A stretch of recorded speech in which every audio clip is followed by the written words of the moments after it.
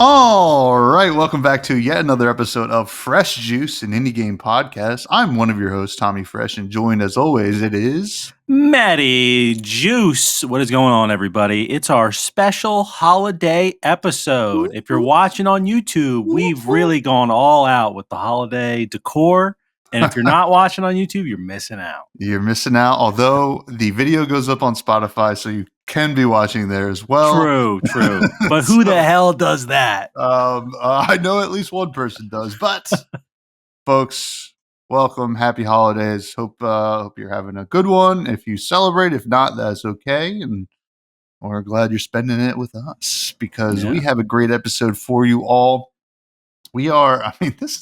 To be honest, I think I'm going to have a tough time pronouncing this one. Ballionaire? I guess it's Ballionaire. Yeah. But I keep on saying Ballionaire, but that's not how it's spelled. So it's Ballionaire. A nice little indie roguelike, well, of course it's indie. This is Fresh Juice, an indie game podcast. And we're going to be talking about it soon. It's going to be an interesting one to talk about because it is kind of taking the world by storm right now. It's a nice little gem, it looks like, at the end of the year, to kind of cap things off.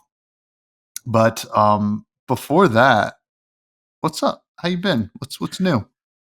I have been good. Yeah, just getting ready for the holidays. I still got to wrap all the gifts that I've purchased. So hopefully, maybe later today, I'll do that. But yeah, I'm off of work too for like the next week and a half, until the new year, which is great because work's been a pain in the tuchus. And it's just been, I don't know, what have I been doing? I don't even know. Just dog stuff. Yesterday Maria does like this tradition where like they make strufelies, which like I didn't know what they were until like Me neither. until I started dating her, but they're like just like little honey balls that I guess it's like an Italian thing. So she invites family over and all that, but we took it as an opportunity. I brought Pluto over to my parents' house because we want him to get a little bit used to their house because they're going to be watching him on Christmas. And he was good and all that. But while I was over there hanging out with my dad, I had bought my dad one of those books that was like, it was like going viral on TikTok. And it's like, Dad, I want to hear your story kind of thing. Okay. And I have one for my mom too. But I was like, Dad, like this is a good time. We can just go through a few pages or whatever. And, it starts out by asking, like, where were you born? Like, all the kind of boring stuff. Like, what happened the year you were born? So we're, like, looking that stuff up. But then you get into, like, questions about, like, what he was like as a kid. Like, what was his room like? Was it messy or clean? What posters did you have on your wall? Like, all this stuff that, like, I've never asked my dad before. And it was cool, Like, there was, like, stuff brought up, with his childhood and all that. We didn't get into, like, his teenage years or anything like that yet. But there was like some dad trivia and all that. I don't know. It was like I was kind of at first. I'm like, all right, this is a little weird because I'm like, Dad, tell me all this stuff in case you die soon. Just But then it started like kind of unraveling like some stuff. And we were like, oh, just like stuff about my dad I didn't know. And I was like, oh, that's really cool, or like stuff about his family that I didn't know. So even though the book's like, I still get ads for him. I'm like, I cringe a little bit because I'm like, oh, like it's just like I get so many ads for them. But it was cool. Like it was worth it, I would say, to do it. So that was cool. We did a little bit of that. That was a little different this past weekend. And hopefully we'll have another session and all that stuff. And I recorded it too. So like my phone was like transcribing it because there's so much I can't write down. I'm not gonna one of those stenographers or something like that. But it was cool, so I recommend, like, if anyone sees those books, I mean, you can get it for like a few bucks, I think now at this point. And just sit down they have them for like grandparents and stuff too. I think like aunts and uncles, like it doesn't even to be like your parents or anything, but I don't know. It was just cool. Like learning, like my dad had a Mad Magazine poster in his room when he was a kid. They had like a plastic pinball machine. He had to fold his clothes all the time, and he would try to like trick his mom into thinking that he folded all of his clothes by just folding the first few on top, and then just like having it like all this like little stuff that like I don't know, it's just kind of funny. I also found out my dad looks just like, because one of the questions was like, when you were a baby, like, who did people say like you look like or resembled maybe? And my dad immediately he said like some Russian name, and I was like, who is that? And he's like, oh, that guy was the leader of Russia at the time. He's like, let me show you a picture. Gorbachev or something like that. Yeah, maybe. Yeah, looks just like my dad. Like he looked up a picture. I was like, Dad, you need to get like a military suit and like have that for Halloween or something like that. Because I was like, you look like him now. So that was funny, but yeah, it was cool. It was cool. So that took up some time yesterday, and we're doing the pod early too. So We haven't are. finished the weekend yet, but hopefully True. it's a good end to the weekend. But how are you doing, Tom? I'm good. I'm good. I'm actually getting the Uncle book, and I'm just going to copy and paste everything that you got on for your dad. I'm like, oh, there we go. Easy peasy. No, that sounds cool. I do get those ads as well. I have this like kind of chronological like idea of what my dad's life was like. Yeah. So it seems a lot cooler there. So I don't want to ruin it, I think. But you know, who knows? But no, that's pretty cool. What is my week like? I had my first week of work at a new job, and I'll tell you what, it sucks. I'm it's a culture shock, right? Because I used to be able to just do whatever I want when I want to get my work done whenever. Now you're kind of like 8 hours, like you gotta like at least be there and like get your work done. But there's not a lot of work right now because I'm getting trained for like 2 months. So it's kind of like it's like I'm bored and like whatever, but at least the 2 days home are nice. I got to play a lot of Ballionaire because of it, which is nice as well. So it's going to be an adjustment, but you know, I don't know if it's my forever job, but it's certainly a game or a job. So you know, we'll feel it out. Funny enough, I love getting Steam notifications of like when my friends are playing something. Just saw. I think this happened last week. My friend Will playing Balatro. Very cool. He had quit playing Balatro. Actually, a fun story. He quit playing Balatro because he kept getting frustrated on the purple stake. And I was like, dude, you gotta get back in, man. It's the best game. I was like, I felt like a drug dealer. Just get back in. And like he's like, all right. He's like, all right, fine. And he got back in. And he texted me. He's like, the first try, beat the purple stick. I'm back in. I'm like, yeah, that's what I'm talking about. So we'll have to see if the streak continues. Maybe every time we record, if you see, this is 2 weeks in a row. Maybe it'll just happen. I know. This is a different time too. Exile or Balch. Oh yeah, that's true. Last time it was a night. So he's got a little baby at home. So like, Balcho's the perfect game. You can kind of like cradle the baby and play some like games like that, which is fun. What else did I do over the weekend? We're still in the weekend, but went to trivia on Wednesday with one of our cousins, Tori, and her husband. Nice. And that was fun. We did okay. I think we did the best they've ever done at the trivia. So cool. I'd like to think that general trivia or like specific theme. Okay. Yeah, it was general trivia. They do it at one of the local breweries around here. Nice. And then, golly, it wasn't a whole lot of other stuff. Kind of making like my wife's making cookies and stuff like that for the holidays, and she's also handling all the gifts and organizing, which is very nice. I bought your gift in June, Matt, and and it was for your birthday, and I forgot. I got you something else for your birthday, and cool. Then like Lady Fresh was like, "Wait, weren't you going to give this to him for his birthday?" I'm like, shit. That's a Christmas present now. So perfect. But yeah, so I think we're pretty all set on that. Went out to dinner. Oh, dude, went out to dinner on Friday. We go to this one place called Bowman's Tavern, not too far from where we live. If anybody wants to, I guess, dox me, but it's like an hour away. But Bowman's Tower, because it's over by it's Bowman's Taverns at the base of Bowman's Tower, and that's like where George Washington would hang out or whatever, like crossing the Delaware, yada yada yada. And they have this roast pork sandwich that is the best sandwich. First of all, Really? it's huge. It's like roast. It's like the classic roast Philly roast pork with some like broccolini and like long hots, provolone. They do a nice thin layer of mayo at the bottom, and they got the au jus next to it. You just dunk it. It's the best. It's so good. Just had to shout that out. And then we hung out at a brewery last night, local brewery. Actually, their beers gotten to a point like where, I'm pretty happy drinking it there. Because like initially it was like a lot of the hype stuff. I felt like really, really hazy stuff that I'm not super into, but they had a West Coast style IPA that was quite good. I had 3 of them last night. Very nice. Nice. Hell yeah. Yeah. But that's been what's up. But we do have, I'm getting something right now. We have news. Oh my God. Coming in from the North Pole? The North Pole? Santa? We do have a Discord. And Santa might be in it. Now, he might be incognito in a different. All right, fine. It's Capolo. It is.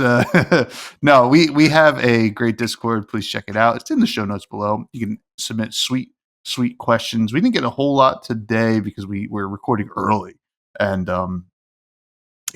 that's all right. We forgot to ping them yesterday, but you know what? It's a good place to hang out. Please check it out. But in terms of news, it's kind of a slow news week. It's kind of a lot of wrapping up of the games of the year and stuff like that, and the ones that people are most excited for. We're going to do a whole episode next week about our favorite games. I think we're going to call them the Juicies. I think that's actually a pretty good award thing. We'll say our favorite this, our favorite that, yada, yada, yada. So tune in for that. It's going to be a lot of fun. But the only thing I saw was, it's never good news. But indie game studio Moonana faces financial crisis, which is kind of always sad to hear, but like it's nice to see it get coverage, and hopefully people can turn it around. Moonana is a dev that has made some pretty good games. Key Locker, Virgo versus the Zodiac being 2 of the bigger ones, but they still haven't recouped the cost from their latest game, Key Locker. It's a turn-based cyberpunk action, which, that all sounds pretty sweet to me. They also have developed some really interesting games. Announced recently that they're working on a new clown-based tactical RPG, Clown King, which listen, if you like tactical RPGs, I'm not sure if these are good, to be honest, but they look good. A little bit more in the anime side of things, but I'm just looking at some other stuff. They even have a Christmas themed game. Yeah, Ginger's Letter to Santa. And they actually recommend that if you're looking to support them, that is a great game to go support them with. It's only $3 on Steam. So if you're into that, it's a single player game, kind of a Christmas RPG adventure sort of vibe to it. It actually looks kind of cool too. They got little cool character designs, turn-based combat. So it looks, pretty interesting. But, always hate to hear about, obviously, indie studios struggling, especially like recouping costs of a game they probably worked on for a while, like with Key Locker. Now, I haven't heard of these games before, or honestly, like this studio, but obviously this time of year, you just hate to, any time of year, you hate to hear this stuff, but especially this time of year.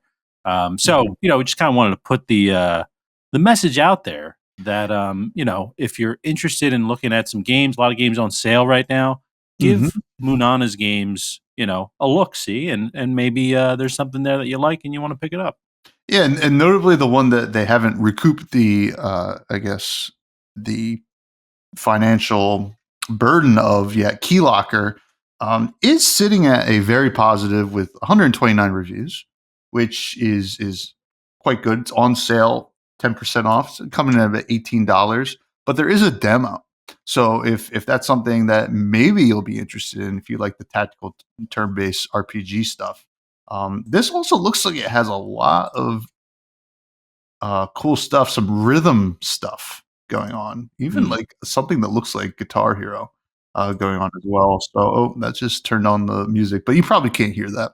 But it looks cool, so it's worth covering, and hopefully that they recoup some of this stuff with some coverage like this, because clearly they're making decent games, and we need more studios making consistent decent games. And that Ginger Santa game, it looks a lot like oh man, what you remember the Math Mountain or whatever, that was like on like school PCs. Math. It kind of rings a bell. I remember, like, you had to answer math problems to go up this mountain, and oh wait, Treasure Math Storm. Let's see. Yeah, I do remember this. Oh, Treasure Mountain. No, wait, Treasure Math. Oh, Math Storm. Yeah, it teaches kids ages 5 to 9 mathematical problem solving. Yeah, kind of looks like that. So if you're looking for some some throwback, that was a good game. It was a good game. Yeah. Did you rock a lot of Oregon Trail back in the day? Yeah. No, actually, I've never played Oregon Trail, to be honest. What? Oregon Trail. Yeah, never played it. No. I was a big like flash game kid. Played like addicting games like Bubble Trouble, Mini Clip with Club Penguin. Played a little bit of that. That was a good website. Did a lot of that like at school and all that sort of stuff. And then obviously like the pinball, like and solitaire and stuff built on the came with Windows and all that stuff. But and Pajama Sam, Putt Putt, Freddy the Fish, all that sort of stuff. But yeah, never played the Oregon Trail. I used to say Oregon. Yeah, me too. And one time I said it like to my roommates in college, and they were like, "What did you say?" I said Oregon. They're like, "It's Oregon." I was like, "Oh, is it?" I had no idea. I'm an idiot, I guess. But yeah. So no, never played it. Is it on Steam? Oregon Trail? At least there's got to be one version, because there's been multiple versions. But yeah, those were good times. I always liked those kind of computer games. I spent a lot of time on Newgrounds. Oh, just yeah. kind of like going through and checking out the different kinds of games. And there were some wild games on Newgrounds, I'll tell you that much. Stuff that I probably shouldn't have been looking at as a young boy, but what can you do? It's all water under the bridge, over the bridge. We don't know, but looks like we got some questions coming in. Late questions, maybe. I'm gonna tag it right now. But anyway, so we do have a game for you all. Yes, we do. Ballionaire. Let me bring this up real quick. Developed by New Object, published by Raw Fury, who they publish a lot of great games. It's on Steam. Its price is $12.34. I think that's on sale, right? No, that is the actual price of it. Oh wait, 1, 2, 3, 4. Yeah, 1, 2, 3, 4. Yeah, it is on sale. I think it's weird. Like the game is priced at $12.34 and it's 17% off right now. But unfortunately, I think the sale ends the day before this episode comes out. But yeah, they got some weird numbers going on with their pricing. But yeah, 1, 2, 3, 4. There you go. 1, 2, 3, 4. 1 second. I'm just adding a question last minute here from the question bot, Capolo. Yeah, so Ballionaire is a fast-paced kinetic roguelike where strategy meets physics to create outrageous wealth. Find and exploit game-breaking synergies as you theory-craft your way to victory. Welcome to the auto bonker genre. Now, this is not the, I guess, first pachinko style of roguelike. I mean, notably Peglin was similar to this. Now there is some major differences there, because Peglin, it's more of the dungeon crawler, right? Where you're kind of going through and you're going from room to room to beat different kind of enemies, and you're drafting different kinds of balls that you're dropping. And this is different, where you're actually the ball remains the same, the one that you drop, but you are placing different things for the ball to hit, and bonk, as is the term they use here. Now, pretty simple gameplay, right? You draft something, one of three things to put onto the board there, and then once you do that, you just drop a ball, and then you repeat the process. And you're trying to get X amount of dollars for each amount of balls that you get to kind of go through. This is not unlike Ballionaire, where you just got to gain cash, right? Or points or chips. And it is a fun little thing because, you get to create these synergies, and like at first you're like, what the heck is going on here? This is so weird. And you have to like really read what each I forget what the term is, what each thing is. Yeah, it's like trigger, or oh yeah, I guess trigger. Yeah, are they called triggers? Yeah. Mm-hmm. You have to read what each one does, and it does do a good job of, well, first of all, telling you what it synergizes with. It will give you the symbol of things that you have that it synergizes with, but it'll also tell you what kind of trigger it is. So it could be like, this is a ager or a mover or a bonker or whatever. And these are all different things that kind of do different things, right? So there is like a mover will move the ball somewhere else. A ager will gain more points that you can gain from it each turn that it's out on the board. So you kind of explore a lot of these interesting synergies, and you start off with this board that, if you're watching on YouTube or Spotify, a pyramid where basically it's just a pyramid shape, and the ball drops from the middle, et cetera, et cetera. And that's the most of like your beginning gameplay will be on this, because you got to have to beat one run on the pyramid before you get access to the other boards. And it is an interesting journey, because you're like, what the heck? And here's something that I didn't even realize, because I kept getting unlocks, and I was like, I'm not seeing any new new triggers in my drafts. And I realized that you had to go to the main screen and like basically go to a vending machine where you get to use your unlocks to unlock new stuff randomly. There's no kind of linear way to unlock stuff, which I actually liked a lot. It kind of goes along with the gambling theme of this game. And I actually beat the pyramid with all the basic triggers, which was, it took me a while. And it took me a while to kind of figure out the strategy that I wanted to do. And it ends up being a pretty fun game. And I kind of like this numbers go up like genre, right? It's like Ballionaire, right? This is closer to Ballionaire than it will be to Slay the Spire or anything like that, where you're kind of drafting things. And I clearly we liked Ballionaire. And I do have some complaints about this game out the gates.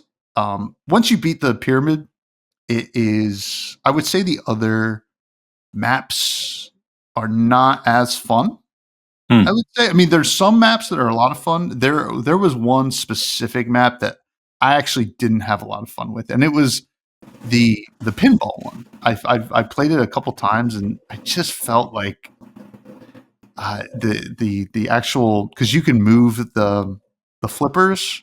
I didn't feel like it was responsive enough or something like that. So I didn't have a lot of fun there. I had fun with the slot machine one, and the fishing one was a little interesting as well. But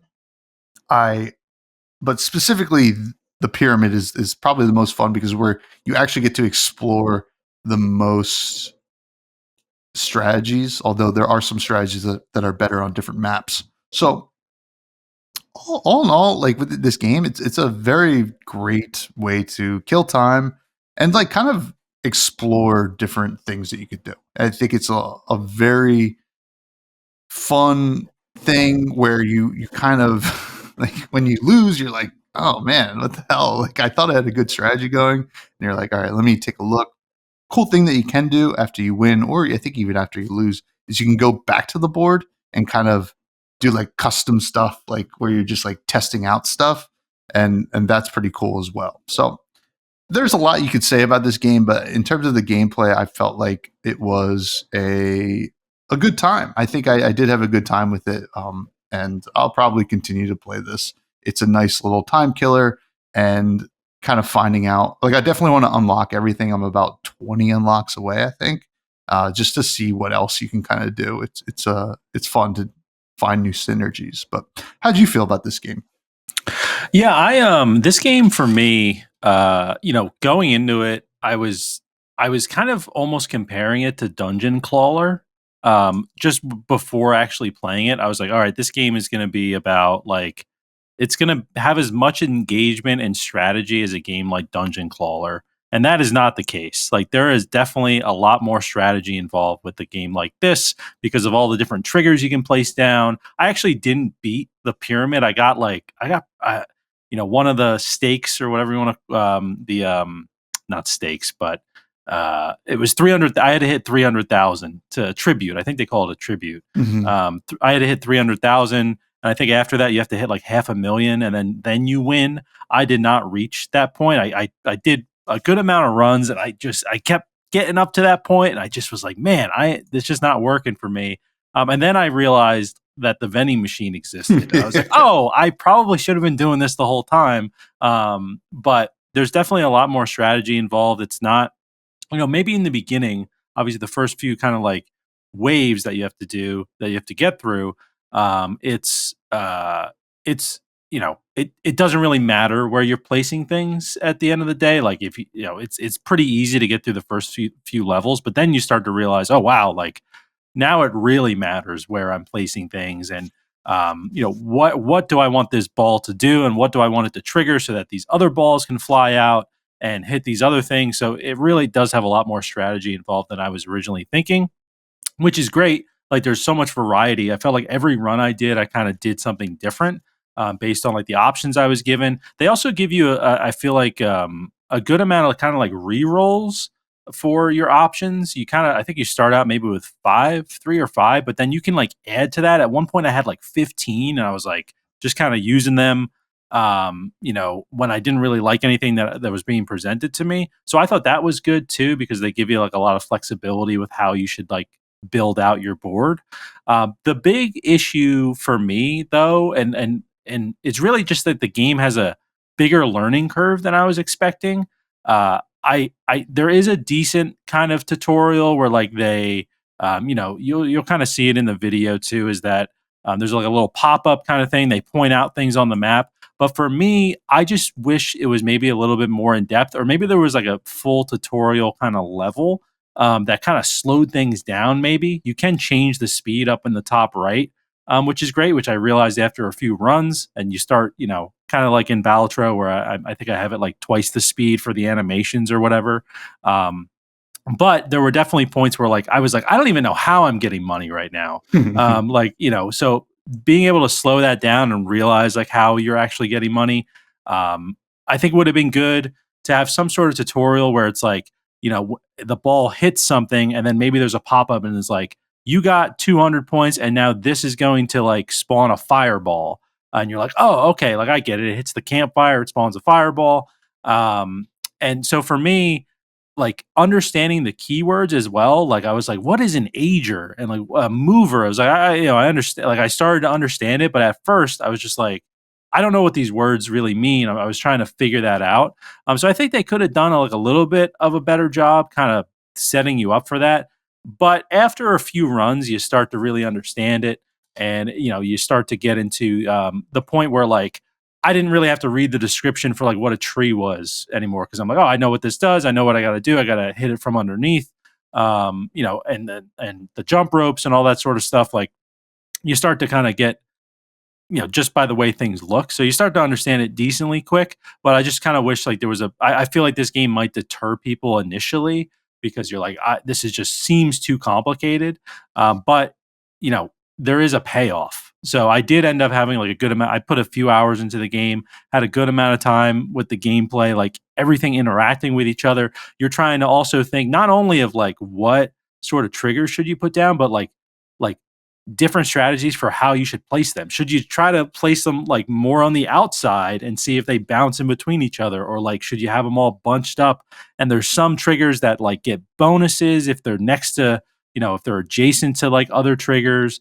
And obviously there's like the mover triggers that like can shoot across the board. So you kind of want, them to hit a lot of things, I guess, as they're shooting across. So I appreciate the variety of the triggers that they give, and it is really satisfying. You can see in the top right here, like if it's hitting a lot of stuff, you start to see like they put the math essentially up on the right side, so you can be like, you kind of get that dopamine hit of like, look at all these pages of all these reactions I have going on right now, which is pretty cool.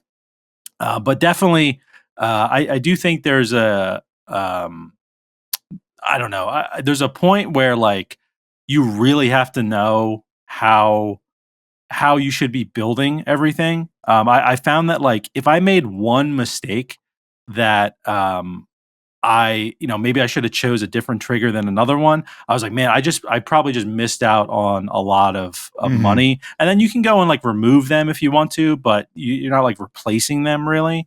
And then there's also like the whole aspect as well that like bothered me a little bit, just because it's like there's obviously RNG involved. Sometimes I'd hit the drop thing and it'd be like thump, thump, and it would just like fly off, and I'd just be like, I guess that whole turn was wasted. I thought that was going to be better. I needed at least like 5,000 on that turn. So there's like stuff like that, but it's really most of the time, like, I mean, like you can see on the screen right here, like there's just a lot of cool stuff going on. And it was great. Like overall the gameplay, and the way that they all the variety they really give you to build out your board. I had a lot of fun playing with that, and I'm interested in the other boards. I know you said like they're maybe not as good as the pyramid one. Is there one that's a slot machine? I feel like I saw a slot machine. Okay, slot machine is pretty fun because you get 3 different kinds of balls that will come down based on what the slot machine does. So like I think that the other maps are really cool. I think really the one that turned me off the most was the pinball one, because I did play the other ones and had a good time. But to maximize at least your initial experience with this game, I do think the pyramids it's a great choice that they did it, right? Yeah. I think that it gives you the best opportunity to explore the different synergies. But yeah, there's certainly some RNG, but it's a good time, I think. All in all, though, like despite its stuff, it's just you gotta be willing to learn and like actually think, because like I found myself doing this, like where I was just like, all right, this one kind of sounds cool, I'll place this. This one kind of sounds cool, I'll place this. You gotta think. You gotta be like, I posted a screenshot in the Discord, which we do have one, which is pretty cool. Of like, I basically got a cave strategy going. Basically, a cave is a trigger that for each cave you hit in a row, it like multiplies. Mm-hmm. So like you can get like a lot. So I had built up like a whole cave section of my board. I was just kind of like re-rolling till I got caves. So like, once you understand that stuff, you're like, oh, let me see what I can do this run. And that's when the true enjoyment of this game kind of comes. Yeah, and it really did help me too. I know you mentioned this, that like it shows like a trigger what that synergizes with, like that help, just shows those icons. I'm like, oh, okay, like if you have 3 options and one of them is synergizing with like 3 of your triggers already, like you should probably choose that one. Unless you're trying to build something else. So that really helped me too, like starting to understand, the synergies between everything, because if you're just kind of watching this gameplay here too, you're probably like, what the hell is going on? What are these icons? Like it just, yeah. So, but it definitely starts to make sense, after a few runs. And when I actually saw you post that picture about the caves, I had never played a cave at that point. It never had been presented to me. And then like the next run or the run after that I started seeing them. I was like, oh, let me like see what Tom was talking about. So I had a few caves going too, and I was like, yeah, they are pretty good.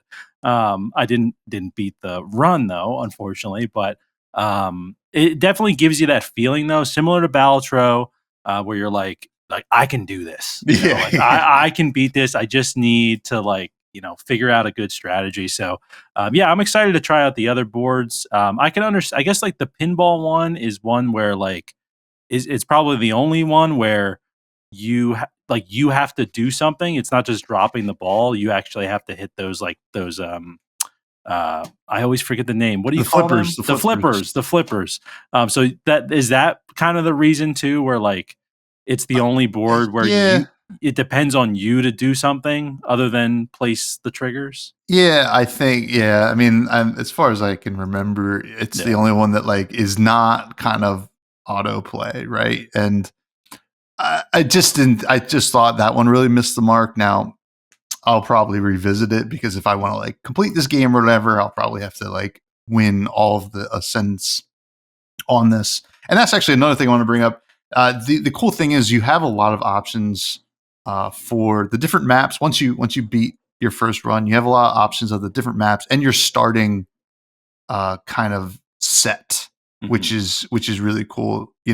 You start off with the pyramid, and then you get the starting set of like the movers, the agers, and then like the something else, like the ball creators or something like that. And it gives you a good explanation of why each set of strategies works together. But once you kind of get past that point, you can kind of say like, oh, I want this starting set of triggers and kind of see how that goes. So like there's so much variety in this game. Like I think that is one of the biggest things about it. Yeah, for sure. Now getting into the story aspect, what did you think of the super in deep story in this game? Super in depth story for this game.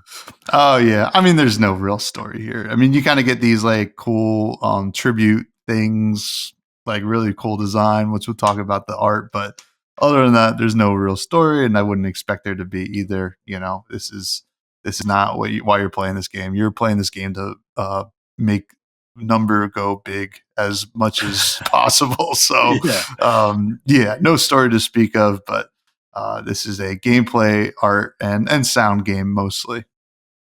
Yeah, I was actually like surprised that there were like a few kind of like character introductions, but yeah, no story game. Don't really have any notes on that, but I do think the art is interesting though. What did you think of the art in the game? Yeah, so this is kind of interesting because this is a very psychedelic almost, and like felt like the late 60s, early 70s style stuff. Even you see like the mushrooms are kind of have that same kind of weird look to them, and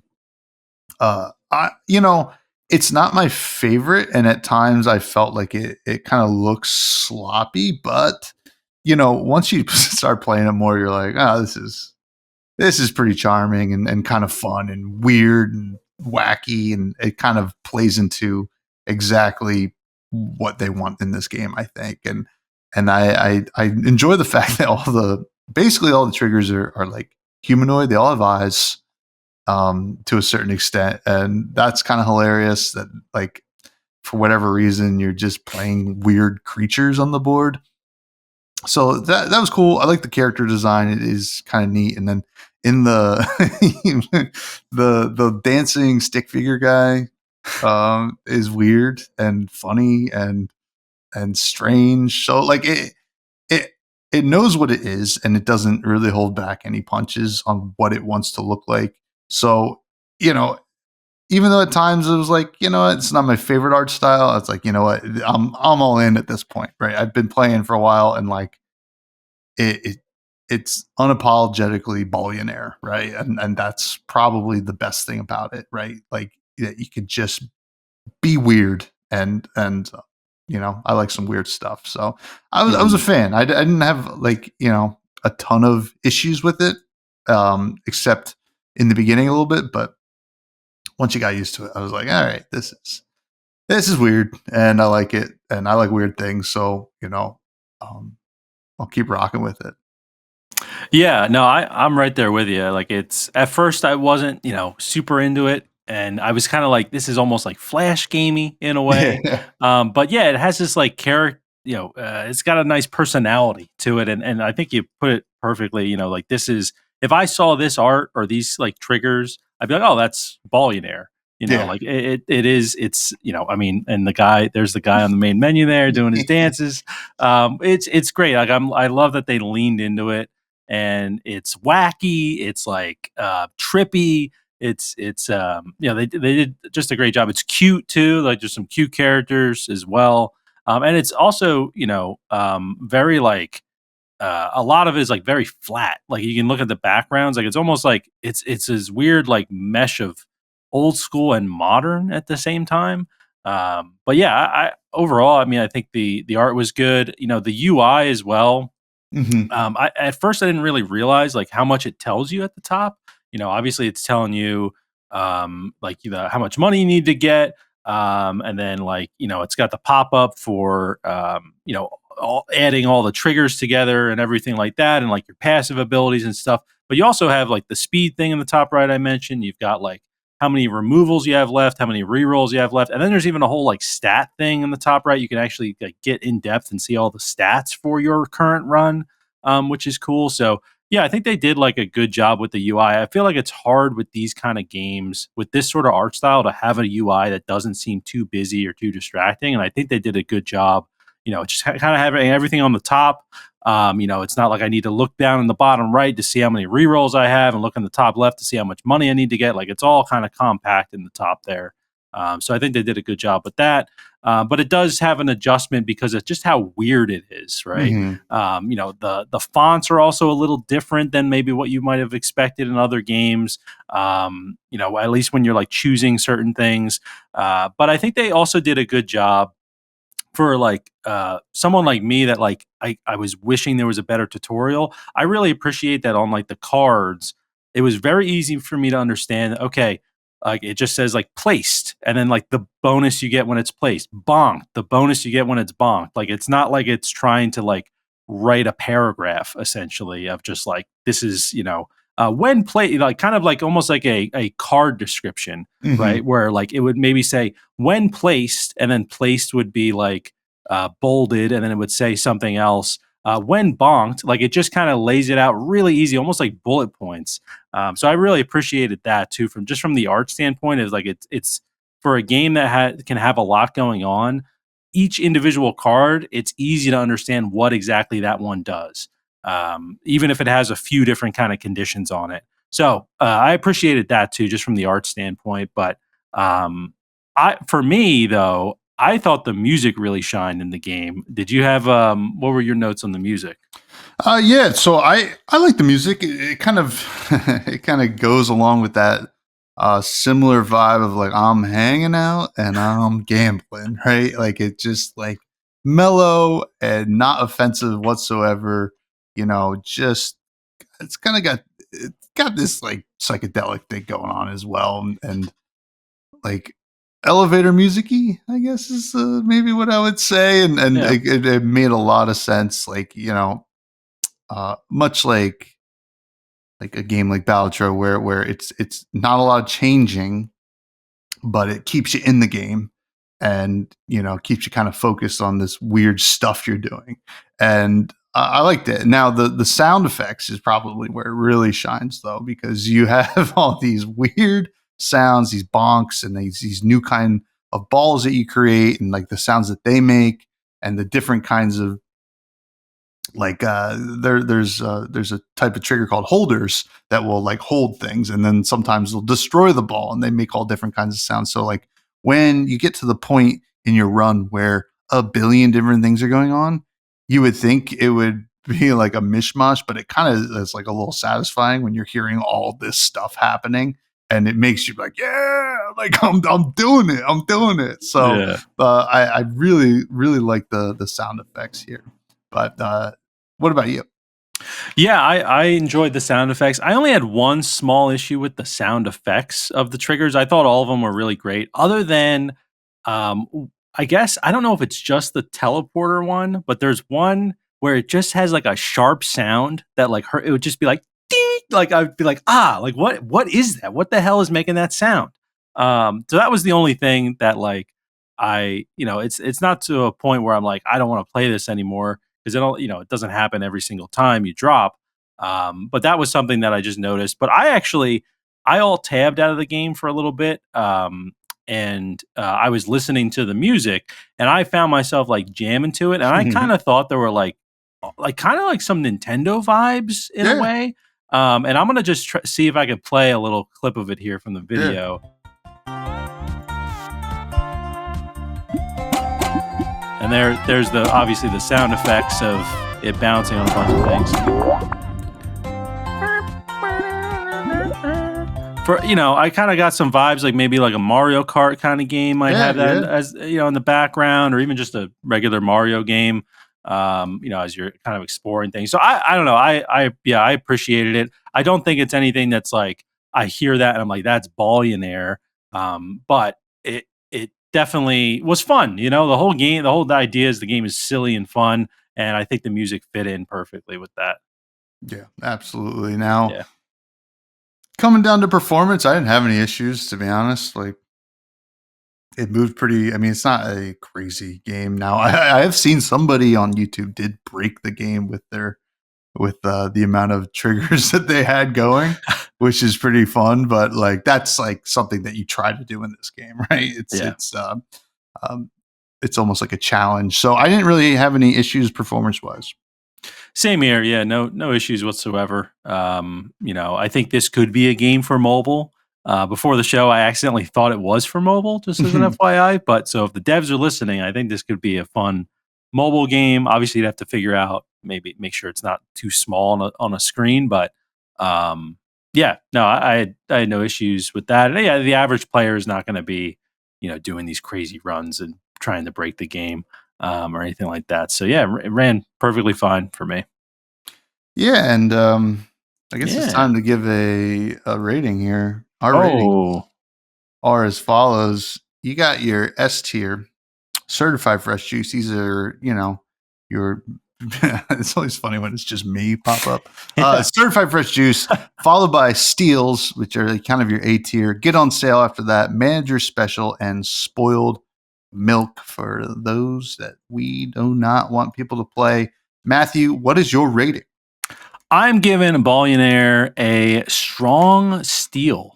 For me, it's just not a game that I would say it's certified fresh juice because it's not really like a genre that I like get into too much. I would say like for this particular one, but I think it's a really well made game. It has a lot of like replay value, which is really important with games like this, and it also is like like you said, it's unapologetically itself, which I appreciate. It's not trying to copy anything; it's just being Ballionaire. So, I'm giving this a strong steal. What are you thinking? Funny enough, that was the exact same thing I had in my mind. Strong steal. It was bordering on a certified fresh juice for me. There's just a few things holding it back, but like that is not really any kind of I guess like real indictment, I guess, on the quality of the game, because it is a really good game. It's just I don't think it's a perfect game. So like it's not like there's some things that are kind of glaring to me that I was like, okay, this is not a certified fresh juice. This is a really good game. This is a really good game. I'll be playing more of it 100%. And it could end up being, if I get past those glaring issues that I had with it, it could end up being a certified fresh juice easily. So definitely a strong steal I would recommend. And it's a great deal. Great price. So. Hell yeah. Cool. Yeah. And I think also for me, like this game, I came into it like not very impressed because of how like the learning curve was. I was just like, man, I don't know if I'm gonna get this. And then after doing a few runs, like it started to click and it just kind of kept building from there. I'm like, oh, this is really well done. So props to the devs for putting this one together at the end of the year, giving something people to binge over the holidays. We appreciate it. Yeah. And that brings us to what was our best game of the month? It's the end of December. Yeah. So in December, we played Dungeon Crawler, Entropy Survivors, Undead West, and Ballionaire. So we gave a steal to Undead West and Ballionaire, and you gave a steal to Dungeon Crawler. I gave it on sale, and then we both gave Entropy Survivors on sale. So what are you thinking? What was your best December game out of those 4? I think it's pretty easily Ballionaire. Undead West, I actually played some more of since we reviewed it. Actually, and it is a good game, and not a knock on it. I do think Ballionaire probably has the most legs here, and I think will probably be one of those indie game darlings going forward as well. So got to give it to Ballionaire. I agree. I'm giving it to Ballionaire. I think it has the most potential. It has the most replay value overall. Like I enjoy playing Undead West. I also played it after the show as well. But I don't know how once you unlock everything, like how often are you going to really like play a game like that? So yeah, I'll give it to Ballionaire as well. I also realized I don't think we ever did our best November game. Oh. So for those, we have Sulfur. We have Sworn Demo, if we want to include that. Okay. Menace from the Deep, and Munch. Well, so the only 2 games that we played together or at the same time were Sulfur and Sworn Demo. I don't think we can give the demo. So just Sulfur, Menace from the Deep, and Munch. For me, it was Menace from the Deep. I did enjoy that game. It was a well-crafted roguelike deck builder. For me, I'm going to give it to Sulfur just because, I gave it an on sale. Obviously, I didn't play Menace from the Deep, and Munch, I gave a manager special. So I kind of have to just give it to Sulfur at this point. And I've actually been watching, there's been some content creators that have been streaming Sulfur.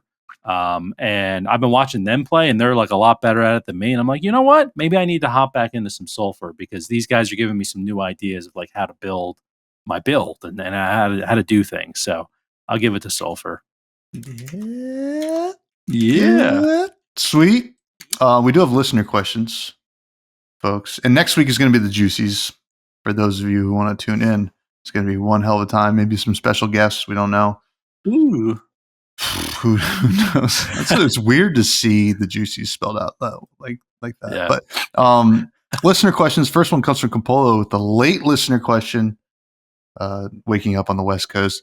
What's the game of 2024 that you guys wish you had reviewed on the podcast?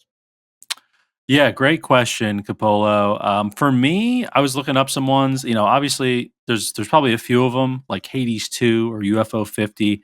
But for me, and this is, it's obviously not because we decided specifically not to play it, but the Rogue Prince of Persia, I just thought that game looked really cool from an art standpoint, replayability standpoint. It just, I don't know, it just kind of seemed cool, but it is also early access as well. So, and it's obviously from Evil Empire too. So obviously developers of Dead Cells, DLC, and it just looked fun. So, I know it's supposed to come out fully in 2025. So that's probably why we're holding off, but I'm just really excited to play that one. I think it's going to be a good one, hopefully. So yeah, that would be it for me. But what about you, Tom? I would say UFO 50, right? I think that it was one of those games that clearly good. It would have been a fun one to like try out. I think we had kind of opted for something that maybe didn't or needed a little bit more. I forget what it was, but needed more press, I guess, because we're press. Where's our press badges? But yeah, UFO 50 is something that it's still on my list to play at some point, but it would have been nice to review it. So, that's a good question, Capolo. And now we have some Christmas holiday kind of themed questions. First, coming from Bags, favorite Christmas present you have ever gotten? Oh, I mean, easily for me, it was my first dog, Lucky, who I thought that my parents just kind of like, I was sleeping, I was a little kid, and she like put her like kind of next to my head. And like at the time I had a hamster. So I thought like for some reason they were like putting a hamster on my head because it kind of felt like that. And then I woke up, I was like, oh my God, it's a dog.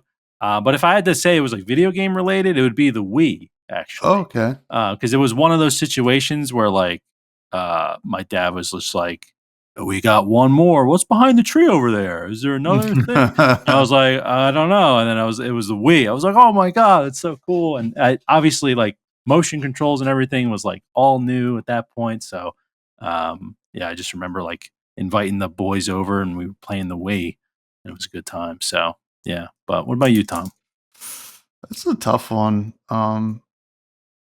My Red Ryder BB gun, which I did think I got one for Christmas at one point. It's the GameCube, because I do remember that one specifically because at the time we were living in Florida, but we'd be up in New Jersey visiting family. So like we didn't get to open our presents until like after New Year's, right? Yeah. So you didn't know what Santa had left for us, and that year I think a lot of like my cousins had gotten the GameCube. Oh man, that's so sick! That's so cool. And then we get back and the GameCube was there. I played like a ton of Super Mario Sunshine for months. So it's got to be not Animal Crossing, the GameCube. Yeah, so you got Animal Crossing on the mind. Just talking about the GameCube. Yeah. Well, I mean, that was one of my favorite GameCube games for sure. Yeah. And our carp asked, "What's the best reindeer?" The one I just hit with my car. Now, I Rudolph. I'll say Rudolph because he's got a red nose. Yeah, I'm gonna just say that. I mean, I don't even know the names of all of them. Reindeer Dasher names. and Donner and Slasher and yeah, I'm gonna say Slasher. That's my favorite reindeer. Blitzen's got to be up there. That's a cool name. Yeah, Blitzen's cool. I'm looking Dasher, Dancer, Prancer, Vixen, Comet, Cupid, Donner, and Blitzen. Comet's got to be the fastest, right? Comet's got to be the fastest, or the cleanest. Isn't Comet also like a detergent or something? Yeah. But so I won't say Rudolph because I guess it's not in the original crew. Well, he was kind of like a Rudy situation. If you've ever seen that movie where like his contributions have been kind of blown out of proportion from Santa couldn't see, Tom. He couldn't see. I'm just saying the film definitely embellished on some things, and I think that we need to kind of keep that in mind. Yeah. I mean, I talked to Blitzen. Blitzen said that he was it was more of a charity thing, that they let Rudolph do it. But hey, who's to say? I wasn't there, but true. Actually, and I just looked up when I looked up reindeer names. It says Dasher is the fastest reindeer in the group. What? Because Dasher's name comes from the German word Dasher, which means purse maker. And he used to be the lead reindeer until Rudolph took over. Oh man, Dasher's probably pissed. Yeah. Oh, apparently because he was too fast as the lead reindeer. Oh, and I guess it. And so much Vixen. lore. Yeah, I didn't even know. Vixen was thought to be the only female reindeer. But according to science, all of Santa's reindeer are actually female. Interesting. There you go. Even Rudolph. Apparently. Hey, listen. You learn something new every day. The lore goes deep. We're going to have to do a full lore episode next year. And here's another real quick, all right? This says in 1902, the author of the Wizard of Oz series wrote the life and adventures of Santa Claus and gave Santa's reindeer new names, including Flossie, Glossy, Racer, Pacer, Fearless, Peerless, Ready, Steady, Feckless, and Speckless. Feckless. What the hell? Yeah, I don't know. I like Racer or Ready. Ready and Steady and Ready is that's a pretty good duo. I think. Or Peerless. I like that one. Like they have no peers. Yeah, like what is it? I thought it was supposed to be a team. Yeah. There you go. The more you know. The more 1902. Yeah, those are the days. That's going to bring us to the rec room, folks. Something where we recommend something that may be not a indie game or is one in my case this week. Yeah. So from my side of things, I'm recommending actually a website. I got to shout out my buddy Pat, who sent this in our group chat. I also did share it in the Discord already. So those of you in there already saw this. But if you go to wintersaleexplorer.com, It is a really cool way to browse the Steam Winter Sale. And the reason it's cool is because it has recommended so many games I've never heard of before that have positive or very positive reviews. So what you do is you go to wintersaleexplorer.com. It'll redirect you to this other site that gives you some categories to choose. So you could choose something like online co-op, roguelike, and first-person shooter.